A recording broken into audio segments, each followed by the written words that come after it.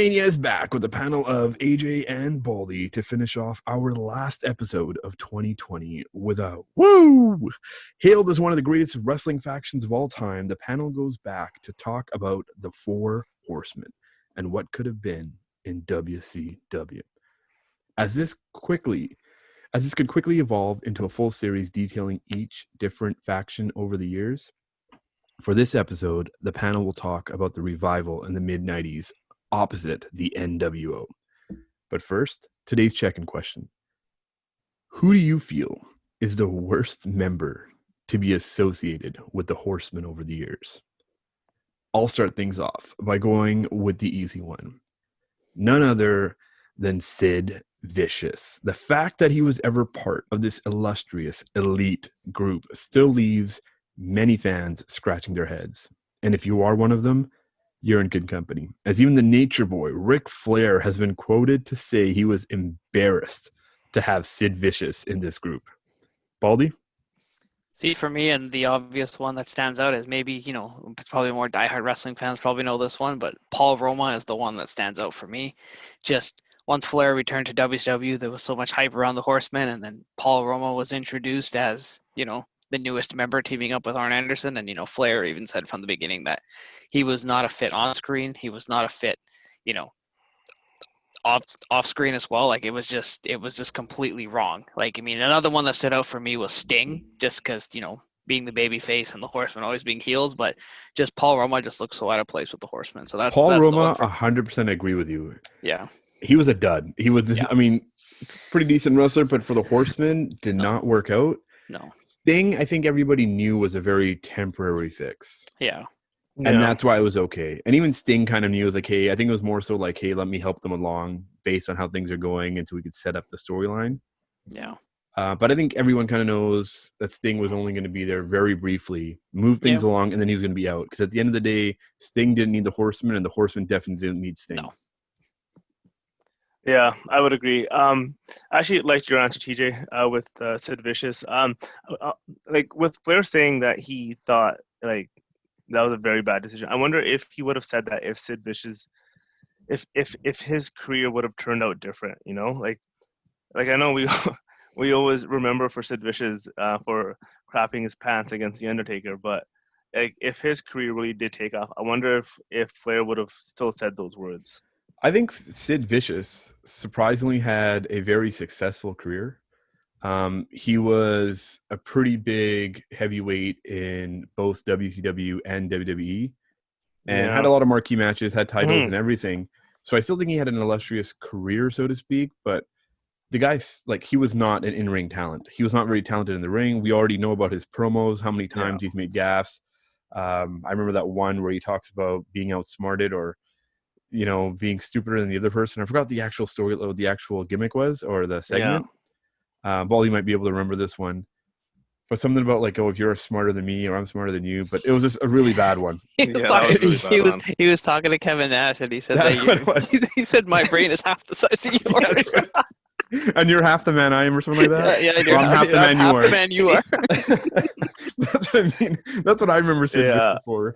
So I definitely like that answer. But for me, I think I would have to go with Jeff Jarrett.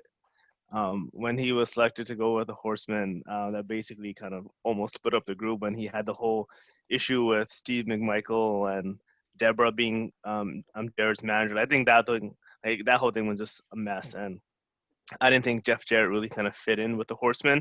I get he had that look and kind of that kind of country kind of twang to him, but I didn't think he was a great member for the Horsemen.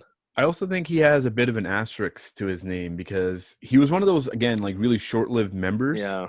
But one of the craziest and coolest things with the Horsemen is when you left, they beat the crap out of you. Yeah. And then they kicked it out. Whereas I think with Jarrett, they were just like, hey, man, you want to go? All right, see you later. Yeah. And he just left on his own. So I think even Anderson's talked about how, his presence on the Horsemen is a little it's not as clear-cut as the others. Yeah, for sure. So the topic for today, kind of like what TJ, you kind of teed up. So we're going back into '98 when Flair basically came back to WCW. and reformed the Four Horsemen. So I'll turn to Baldy. Do you want to just kind of give a bit of a recap as to what was going on during that time? Our resident historian.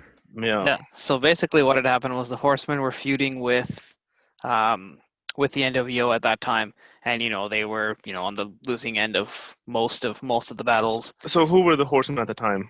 So at that time, it was Flair, it was Mongo McMichael, it was Chris Benoit, and then Kurt Hennig was tentatively, when he came in '97, was brought in as the fourth member. That they had the infamous segment where Arn Anderson gave Kurt Hennig his spot, only for Hennig to turn around and turn on the Horsemen, and then which led to the Horsemen kind of disappearing off TV in April of '98, along with Flair. And then Flair had that whole lawsuit with Bischoff for, no showing a Thunder taping. And Flair was off TV up until September. And then it was in September when he came back. And that was when they reformed the Horsemen with Steve McMichael, Malenko, and Benoit. The segment was really well done. It was a great way to introduce Flair and the Horsemen. But again, as everybody did at that time, they were quickly jobbed out to the NWO. And, a couple months later, there was unheard of. So the point of this was, at that time, the NWO didn't really have anyone to really feud with. So we want to look back at what would have been the best version of the Horsemen to have a proper feud with the NWO that could have lasted some time. As you go through the names of one of them, and as you're going through the history, the first thing that I wanted to cut you off, and I held my tongue because I was like, "We don't interrupt this guy because he's got some flow going."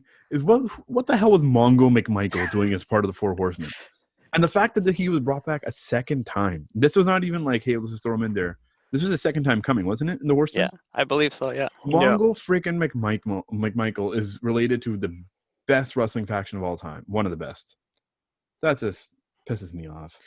Yeah, it was interesting. I don't know if Flair became friends with him, off screen, but I remember when they first brought him in, he was an announcer, and he would bring like this little dog with him when he would be on the announce table, and it was just really strange. And then miraculously, he's wrestling sooner or later, and then all of a sudden he's a member of the Horsemen. Like it was really odd. Yeah, I guess one of the people that we're going to be talking about soon, or at least one of my picks, is definitely going to be him out. Yeah, I don't think it made a lot of sense to have him in there.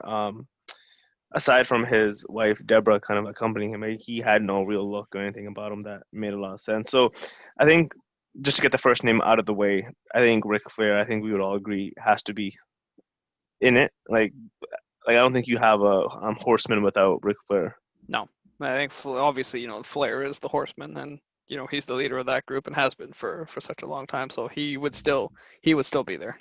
I agree with that. I mean, Flair is the Horseman at the end of the day. And he's the guy who brought literally so much legitimacy, so much charisma back from the original days. Flair's the main guy, and it has to be. Okay, so now we have 3 spots open. So maybe before we start getting into names, maybe let's just kind of go over the criteria. Like, what do you look for, or like when you think of the Four Horsemen, what do you think of? Like, what makes that faction as good as it was? I'll start with you, TJ, first. What makes them one of the best wrestling factions, I think, of all time, and what they were ultimately all about, was, again, an elite, best of the best group that had each other's backs no matter what. And the reason they had it so everyone's back is because they had almost a hierarchy, I guess you want to say, and I use that word very loosely, but everyone had their role. If we talk about the OG Four Horsemen. And we talked about Ric Flair being the staple head. He was going to be the heavyweight champ, and everyone protected that at all costs. Yeah. So it was built around the 4 of them, yes, but everyone knew their place, their role, their duty as part of that 4. There was no like blurring of the lines. You had like the muscle man, you had the rugged men, you had everything else in between, but no one ever touched each other, and they all had each other's backs. Yeah. So to make it kind of work, and what makes them so good, especially in the original OG days, is you had Flair, you had the Andersons, who were like that grit, you had Blanchard, who was breaking in and made a lot of, I don't want to say trailblazing, because it's a very like overrated word, but he kind of led the charge in terms of being like that really cool heel, and being a badass, and having a manager at the time who they brought in as JJ Dillon. So everyone had their role, I guess, at the end of the day. So if we're going to be recreating the Four Horsemen in 1998, we need to find 4 personalities that gel, that work together almost like as a brotherhood and as a team, but everyone again has their role, has their place, and fits into the general system of helping everybody out. So, like, for example, I mean, not to cut you, like, if you have Flair as a figurehead, for me, I can't have another big time name with Flair as part of the Four Horsemen, because Flair's the main guy. He's the Hollywood Hogan. He's the guy who's going to have the title runs and everything else.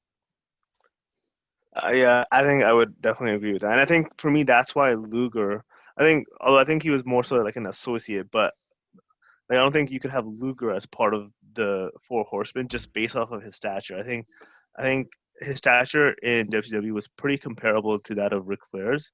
So I feel like if you were to have both of them in the Four Horsemen, I think you would have 2 people competing for basically the same thing. While I get what you're saying, I do want to make another mention that Lex Luger was nowhere near Ric Flair. In terms of what? In terms of stature or anything, really. Luger was... No. I know what you're... That's what I'm saying. I know what you mean. Like main event guy. Yeah, I know. He's held the title. He's a big name draw. That's what you're kind of getting at. And I agree to an extent. I still think Luger still brings, again, a little bit of credibility, and he can totally switch up his role to help support Flair. And, you know, this might be kind of foreshadowing one of my picks as Luger coming back. But yeah, I'll leave that to later. See, for me, it's like you look back and you talked about, you know, the original Horsemen a little bit. What was so good about them is at that time, you know, they were elite, but the neat thing was Anderson and Blanchard are probably one of the best tag teams, but the other key was either one of them could wrestle a singles match and do it very well. Correct. So that was a thing. Other thing with the Horsemen is they also had Barry Windham was the original members, is the Horsemen could be in multiple different forms of tag team. Like you could have Windham and Anderson, you could have Windham and Flair, you could have Arn and Flair, or Tully and Flair. Like any form of the Horsemen work together cohesively, like TJ said. So I think, but at that time, it was the Horsemen were the main heels. So the reason for them having to align with each other so well is because, you know, when it was baby faces like Dusty or the Road Warriors or Nikita, the Horsemen were, you know, they were the 4 guys that intertwined with each other. But whereas now, like, I feel like in 98 there were so many different heels that maybe you didn't need to have the same criteria for the Horsemen, because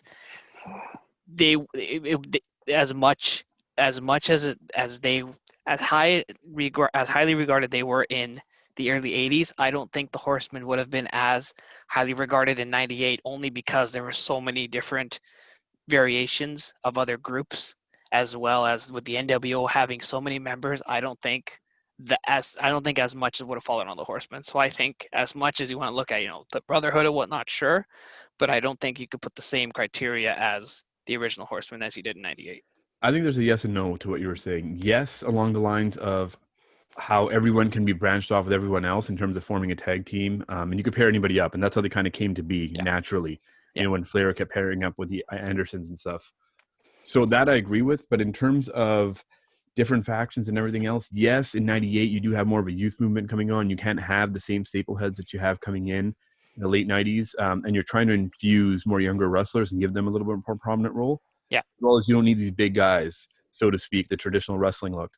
So you can give way to these smaller and up-and-comers to an extent, but at the end of the day, they still serve, like the Horsemen, regardless of whether they came in 95, whether they came in 98, or whether they were brought back in as the Fortune or Evolution or whatever, they still hold a distinct high regard no matter what the case. And the fact that when they were brought in as 98, they were still brought in with super hype, super status, everything. So you can't say they weren't like they couldn't be in competition with any of these other factions, because they're above all of that. If they're going to be going in, and they're probably coming in as baby faces. They were. In the 98 era, because you have the NWO with like their hundreds plus people joining in every single week. Yeah. But they were going to be bringing in as the ones that were going to save WCW or represent WCW and so on. Yeah. So you still need to have a certain degree of credibility, legitimacy. Yeah. And as like, again, as top tier faction. And if this is going to be your line of defense against the NWO, this is your top, like your number one first all-stars kind of thing. Yeah. But Yes also, and no. like you said, if you're talking about first all stars, you can't really have you're not gonna have a group of like Sting, Flair, Luger, and Randy Savage. So it's Exactly. like you can't I get top tier, but at the same time you have to look at, like you said, nobody can really overshadow Ric Flair. Like if you're gonna have the Yeah. stars of the stars, then yeah, you pick the top 4 guys, put them with Flair, and hey, you got a chance to beat all 18 members of the NWO. But I think you got to pick strategically of who would fit best, but at the same time still giving themselves a chance to make a name for themselves, but also having a chance against such a large group like the NWO. But for sure, but that's why you have when you reemerge and reform this new faction of the Horsemen, everyone who comes into play and you have that original criteria of filling in your role. Flair's going to go against Hogan. He's going to go against Nash. He's going to go in against the top guys, whoever's going for the heavyweight title. And as you go down, you have tag divisions and the U.S. title and so on. You have different people who get slotted in accordingly. And that's exactly why they picked Steve Mongo McMichael. Oh man, don't even talk about Mongo. You're just like saying Mongo, don't you? Yeah. Okay, so having said that, Baldy, who would you put in as the second member of the Four Horsemen then? For me, I feel like the one thing WCW got right temporarily was, Arn Anderson was such a staple. He was the enforcer. He had the promo skills, he had the in-ring ability, and he was like the ring general. Like for me, the perfect member of the Four Horsemen would have been Kurt Hennig.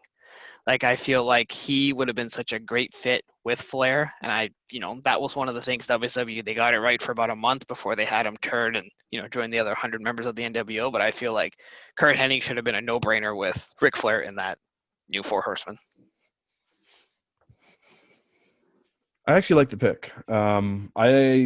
He could have easily, he being Kurt Hennig, could have been answered in the beginning check-in question for one of the worst members, only because of how he was utilized, not because of Kurt Hennig as a wrestler.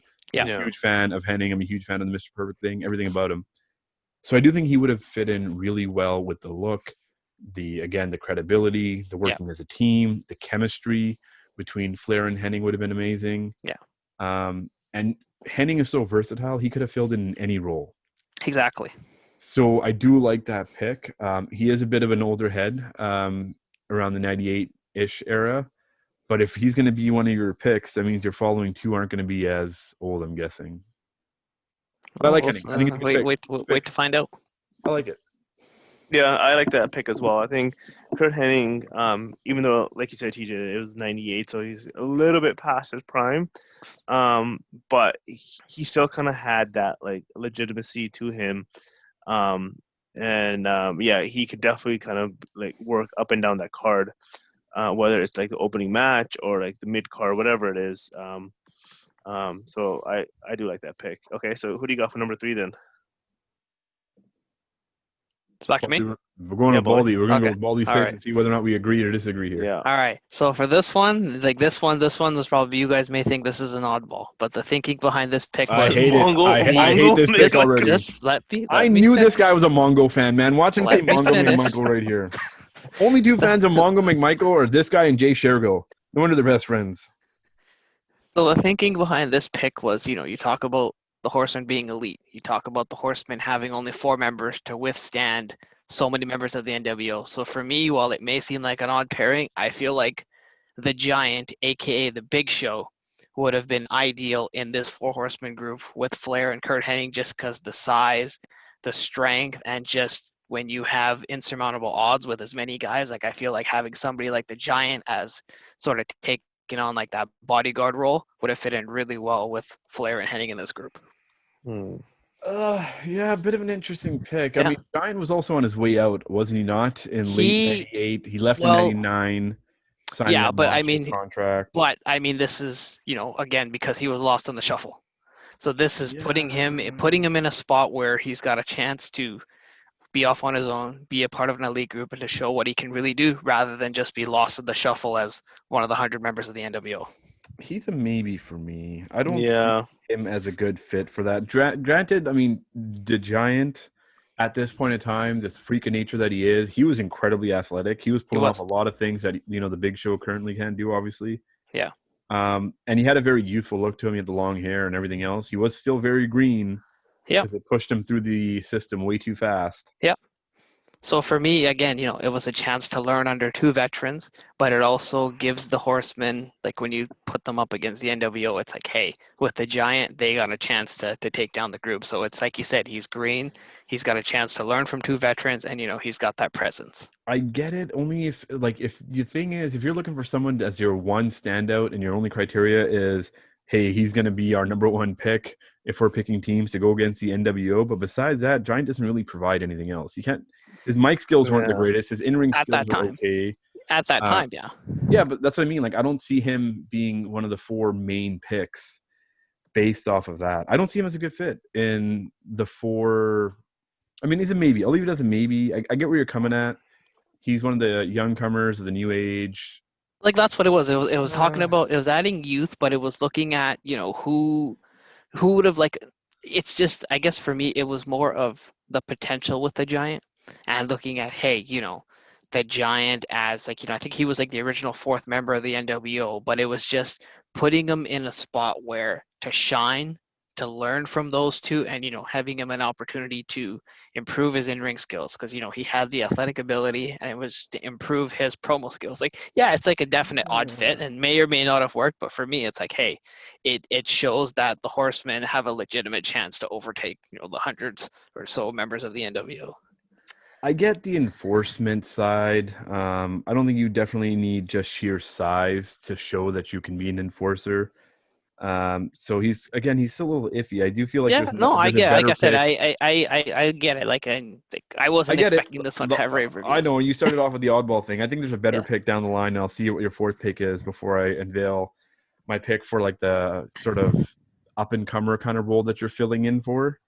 But I'll So see Giant as a maybe right now. so the fourth pick for me, Wait, I what about AJ's thoughts on Giant okay. here? All right. Yeah, no, I'm kind of on the fence. Like, I like him for his size. I think he definitely gives like that image that like there's some strength behind this faction.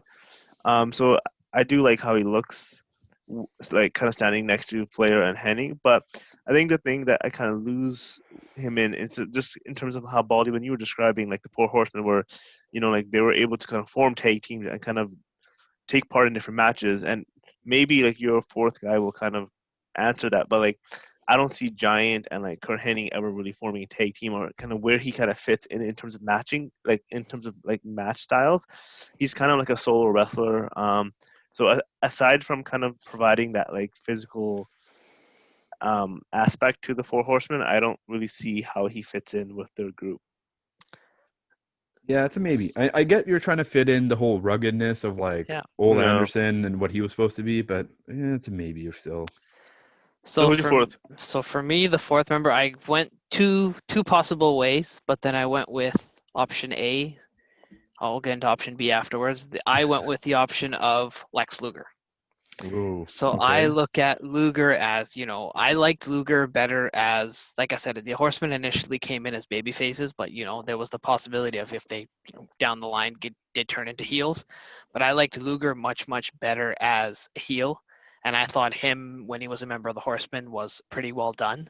And I feel like Luger on his own in WCW as a babyface was kind of lost in the shuffle. Like there wasn't really much there. He didn't really do much to become a babyface. So I thought putting him in this group with the Horsemen could have done him really well. And AJ talked about how who the fourth member was. The Giant and Lex Luger were actually WCW Tag Team Champions for a short time, but they were.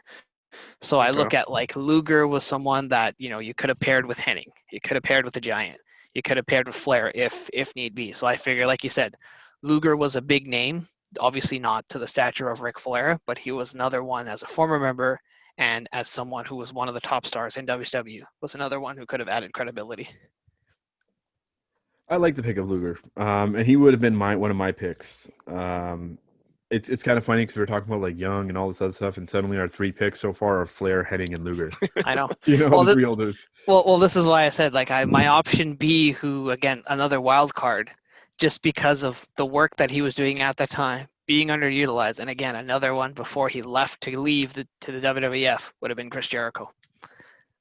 I think him with the Horsemen would have been really good because he had the mic skills, he had the in-ring ability, he was just someone who wasn't as well known. So I feel like him being thrown in with the Horsemen could have could have been really well done.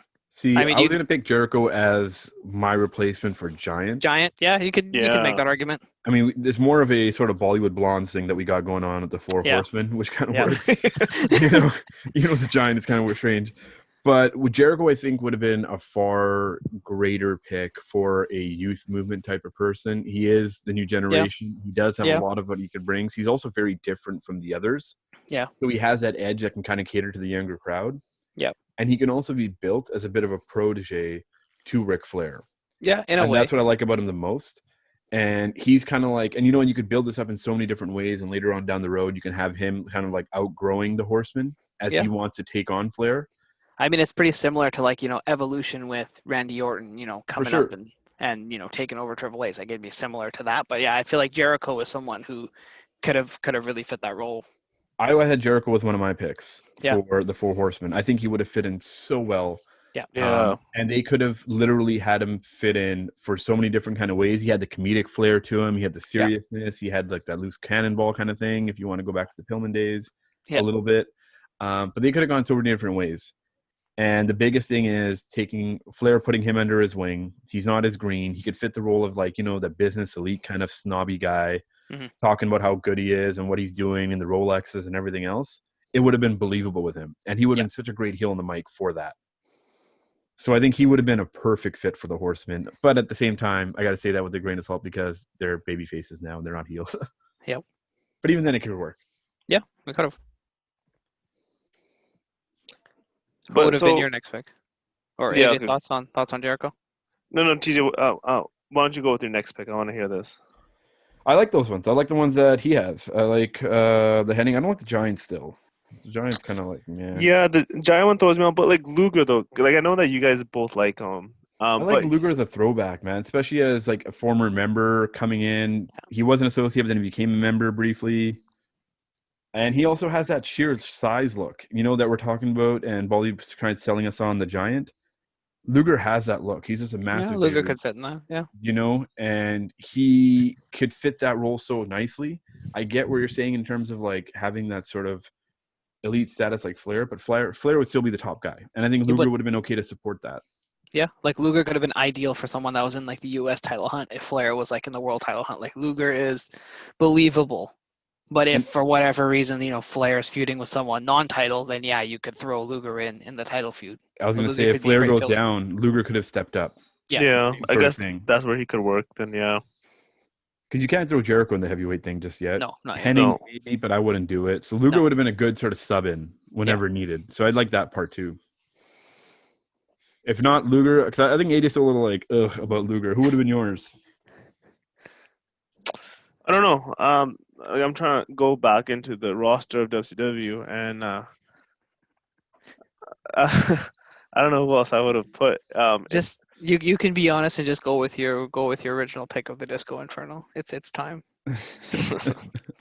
Yeah, like for me though, like Luger, like when you think of WCW, you think of Luger, Flair, and Sting, right? So I think that's kind of why I'm still kind of being a bit tripped up. It's kind of like if you put Sting in the Four Horsemen, he would be competing with Flair for being the top guy because he's been the top guy for that promotion for so long, and that's kind of how I view Luger. And I do agree he's competed for the U.S. title a few times, but Luger is still considered as one of the top guys at WCW, so that's kind of why I'm a bit weary of including him in the Four Horsemen and not taking away some shine from Flair.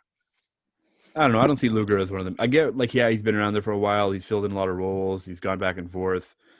But I don't see him as one of the main guys over at WCW. Sting, for sure, I would not put in part of the Horsemen. Same reasons that you just said. In terms of butting heads with Flair, but also, like I said earlier, Sting doesn't need the Horsemen. The Horsemen don't need Sting. The beautiful thing about Sting is that you could put him in everywhere, and he also comes to their save so many different times. Yeah, and they can also rehash up that whole Flair Sting gimmick if they ever turn the Horsemen heel later on down the road. So him as a standalone would have been fine. But I personally like the Luger pick. I like the Henning pick. I like Jericho as a fourth. I'm surprised no one mentioned bringing in potentially Bret Hart, because he was an associate only of the member of the NWO. But it would have been like him and Flair. It's just like you said, they don't mix. When you think Bret Hart, then you think of like the fact that former WWF champion. Like I don't know if many people would put Flair on Bret Hart's level, but I feel like the only way that would have worked is if, eventually it leads to a Bret Hart Flair feud with Bret Hart feeling like, Flair is overshadowing him at every point. But Yeah. I feel like just Bret Hart and the Horsemen just wouldn't have worked. Yeah, I agree. For me, another wild card, I thought somebody may have pitched it, would have been Diamond Dallas Page. He was another one, who kind He's of like an outlaw though. Like he doesn't was fit that he was a little bill. bit, but I feel like him, he kind of came in later in the later years. But I feel like he is someone that he didn't need to, but I feel like he may have been a pretty good fit. For me, like I think DDP, I think his image always kind of fit in as this kind of being a guy on his own. Yeah. Just kind of like does what he wants. He's kind of like a renegade, right? Like he just does what he wants and then just bounces. Yeah. Yeah, I don't see same sort of thing. I think with what AJ just said about the whole renegade thing, DDP is a standalone. Yeah. You don't need him, and you don't need him to put like the same thing with Sting. He doesn't need the Horsemen. The Horsemen don't really need him to help each other out. Yeah. So again, if you're trying to build longevity and everything else, the other guys can be slotted in because they probably don't have much going on anyways. Luger wasn't really doing much. No. Hennig wasn't really doing much. No. Jericho was trying to do, but he kept getting shot down. So he built his own thing on his side because he's like a creative genius. Yeah. So he could have flourished under them. Yeah. And then Flair's Flair. So I don't think DDP fuses well with that group. Yeah. I have a name. Just kind of want to get your guys' thoughts on it. What about Scott Steiner? Because like with Steiner, you could potentially bring in Rick Steiner and kind of have, if you wanted to go back into like the 80s version of the Horsemen where you have like a tag team, you could have the Steiner brothers. But I feel like at that time as Big Papa Pump, he wouldn't have fit. Like I feel like him fitting at all. Man. Yeah, him as Big Papa Pump, like I said, him as Big Papa Pump was a standalone, and like it wouldn't have fit. Gimmick.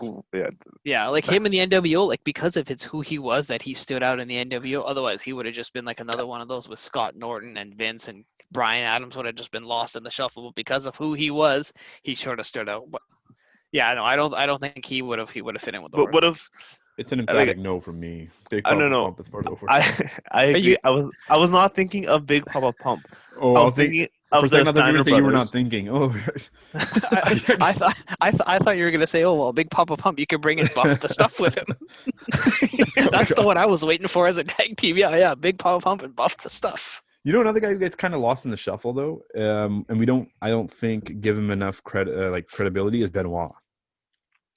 Benoit wasn't too bad as a guy who was part of the Four Horsemen. He had great in-ring technician skills. He had that sort of serious look to him. He had that sort of young comer thing with Jericho going on. Yeah. And he fit in well, I think, even with the. He wasn't bad, yeah, but no, I think with him, go ahead, Baldy. He was good. Like I said, he was what a Horseman personified. Precisely. Like I said, he didn't have the greatest promo skills, but in-ring ability and just off screen, like he took his character very seriously. But I feel like he was one of the few that worked really well in terms of they got that one right. Like I feel like Malenko was pretty similar to Benoit, so I can see why they went with Malenko as, like you said, another one where they could have been in singles wrestlers, they could have been put together as a tag team. So Benoit and Malenko were very similar, but again, the oddball goes back to the fourth member of what were they thinking. I won't say his name again. Yeah, forget him. But I mean, like, Malenko never was a good fit for me. You can't have Malenko and Benoit, I think. It's just like two of the same. Malenko's really dry, maybe because I'm more of a Benoit kind of guy in terms of what he's done for, like, at that time when he was at the Horsemen and stuff. Yeah. What was his gimmick? 1,001 holds or something for Malenko? Yeah, Malenko was 1,001 holds. But, I mean, nothing much. And it's funny because he was the one pushing for the Horsemen to come back and always on Arn's case. Yeah. But I would cut him in a heartbeat. Benoit, I still like. He's got that ruggedness too, which the Horsemen kind of need. Rough around the edges a little bit. Because you have like this three, like especially going back to the original days, you have like the three well-established guys that are like super heels, and you have one that's a bit of an oddball, like you mentioned. Well, and he could have fit that role really well. Well, that's why the formation just before this one, when it was Benoit, Flair, Anderson, and Pillman, worked so well. Because you had so good, man. Yeah, well, that's why. Like Pillman was that wild card. You had Benoit and Aaron Anderson as the established in-ring performers. Flair was Flair, but that group of the Horsemen worked so well. Like had they had that group with the NWO, I think it would have been really interesting.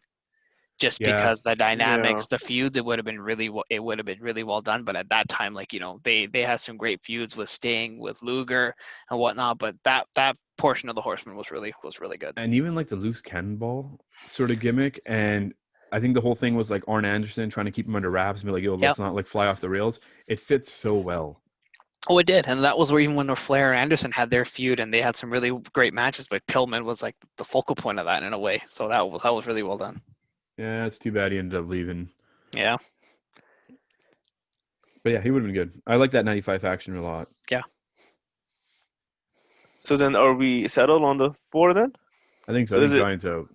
Giants out. Which is and fun. It was a Jericho's good in. pick. I think it was a worthy discussion, especially as Yeah. like an up and comer in WCW at the time.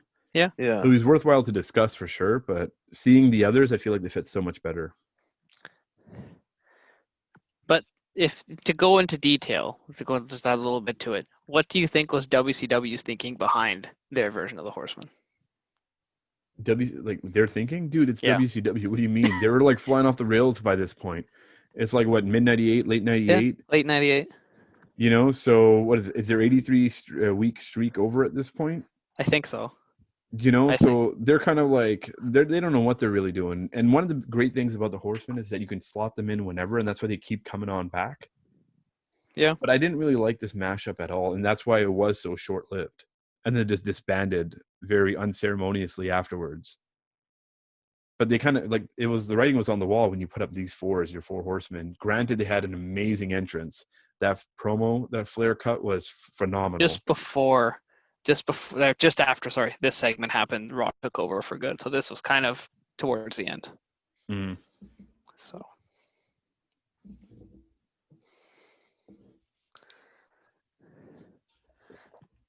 but even with this group, like I feel like WCW could have got a little more out of it rather than having them job to the NWO immediately. But this is the biggest issue with freaking WCW is they made the NWO look so strong, so indestructible that even guys like Flair and even this group of the Four Horsemen, they were nothing. No. You know, they were literally on the losing end week after week after week. And how are you going to build any sort of credibility to any sort of faction, or especially a faction named the Horsemen, when you have them job every single week to the NWO? Yeah, that's true. Yeah, that's Flair continuously losing. What is that going to do to you? The main guy keeps getting beat up by Hogan. I know. So they were doomed to fail from the get-go. And maybe this goes back to your point of like, what was their vision behind it? Because clearly they didn't have one. No, it was just to bring Flair in, to get him that hype, to get the fans interested for a couple of weeks before they bury him again.